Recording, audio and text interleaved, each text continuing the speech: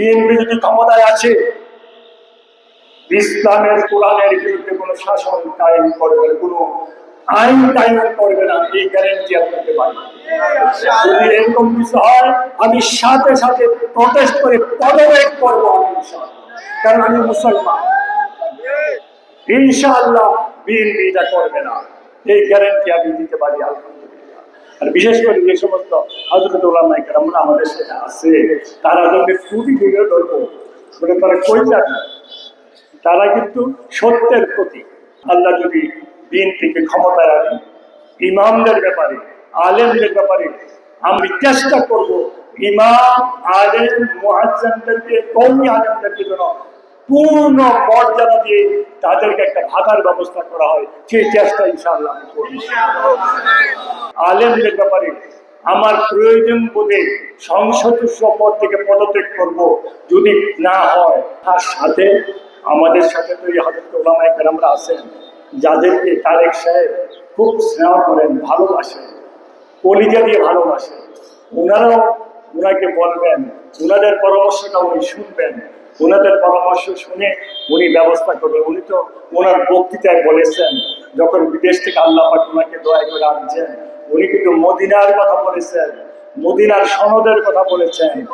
এই জন্যে আমার এবারে চিন্তা ভাবনা, আল্লাহ যদি বাঁচায় রেখেন, আল্লাহ যেটা করছে, আমি যদি আমার আল্লাহ রাস্তায় আমার কুরবানি করে কুচি কুচি করে গাড়িটা বিলাই দেয়ও, আমার আল্লাহ পিঠে শুকরিয়া আদায় হবে না। আপনারা চিন্তা করছিলেন আমি কায়কোবাদ খাইতে এলাম, আপনারা চিন্তা করছিলেন আমি কায়কোবাদ এখানে নির্বাচনে অংশগ্রহণ করতাম, কে করছে? আল্লাহ। তাহলে আল্লাহর হুকুমের বাইরে কিছু হবে না। এবং আমি আপনাদেরকে কথা দিতে পারি, আগামী নির্বাচনে যদি আল্লাহ পাক আমাকে ক্ষমতায় দয়া করে আনেন, আমি নেতাদের কথায় মুরাদনগর চালাবো না, চালাবো আপনাদের কথায় মুরাদনগর চালাবো, আপনাদের সাথে পরামর্শ করে মুরাদনগর চালাবো। আপনারা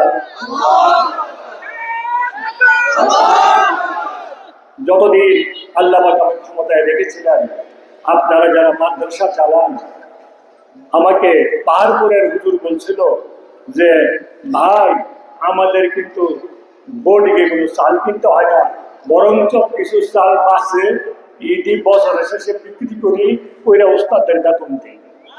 এই চাউনের ব্যবস্থা সারা মুরাদনগরে আমি, আমার কাছে একটা লিস্ট ছিল, কতগুলি এতিমখানা আছে, কতগুলি মাদ্রাসা আছে, যত টিয়ার আসতো একটা টিয়ারও অন্য জায়গায় যাওয়া হতো, মাদ্রাসায় যাওয়া হতো, মসজিদে যাওয়া হতো, তাই না ভাইরা আমার?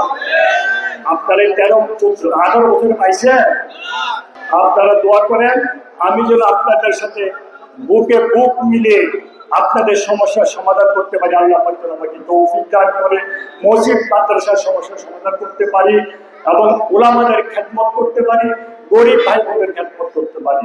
আপনাদের অনেক ধন্যবাদ। আসসালামু আলাইকুম ওয়া রাহমাতুল্লাহি ওয়া বারাকাতুহু।